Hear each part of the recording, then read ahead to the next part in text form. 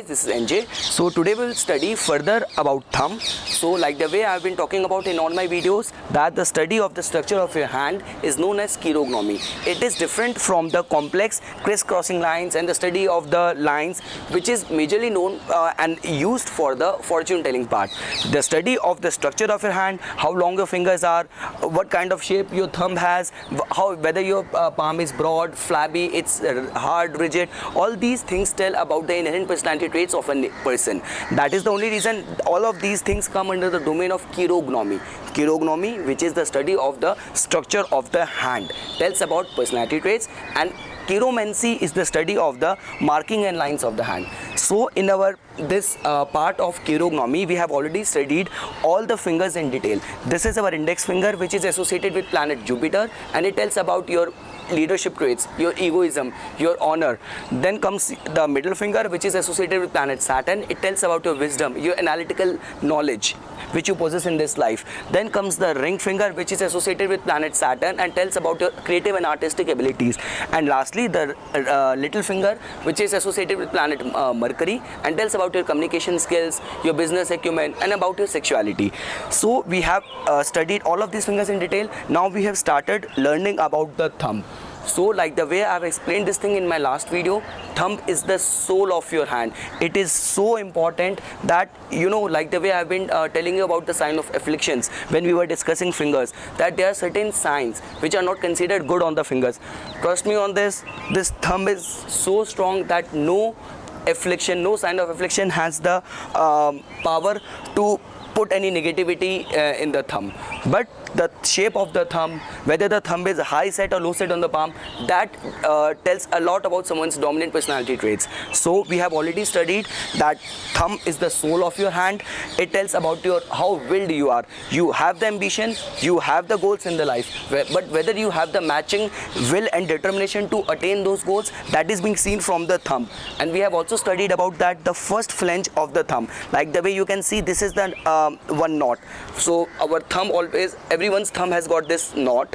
So apart from the exception cases, so the first flange tells about an individual's will, how willed this person is, and the second flange tells about his logical abilities. Logic. So we have discussed that if this first flange would remain to be longer, then the person would remain to be very assertive, he would be very strong-willed, he would have a strong determination. And if the bottom flange would remain to be long, then this person would excel in planning and in all the planning related things. So he will have very good visualizing abilities. So now how this blend of will and logic will get manifest in his life, that is being seen from the shape of the thumb.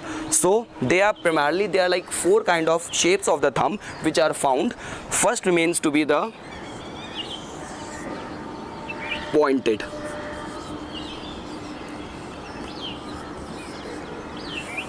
Pointed shape of the thumb is very easy to diagnose and easy to spot.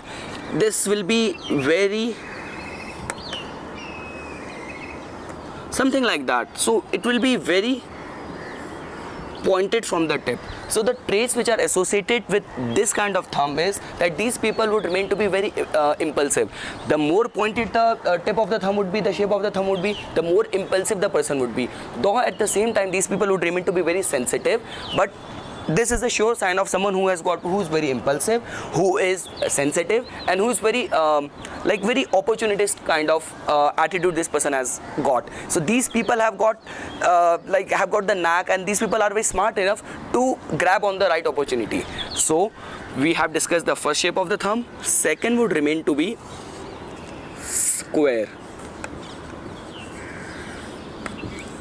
So the archetype qualities which are associated with square is regularity, practicality, stability. So these people, these are the people who would stick to one job, would remain to be very loyal in their relationship, and typical law-abiding citizens. So these are the traits which are associated with, if you'll find a thumb something of like this shape, square shape. Then comes the third category of shape of the thumb, which remains to be spatulate.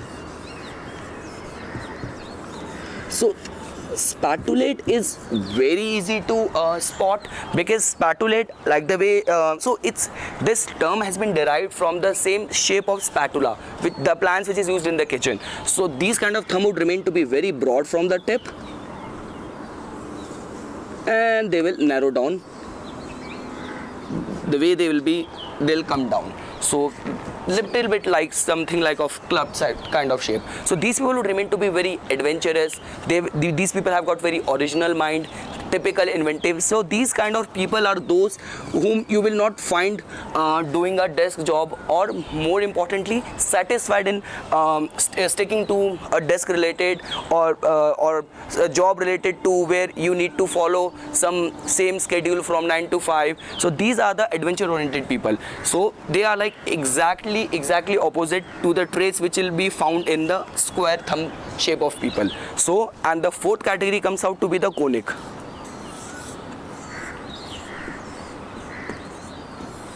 So conic shape would remain to be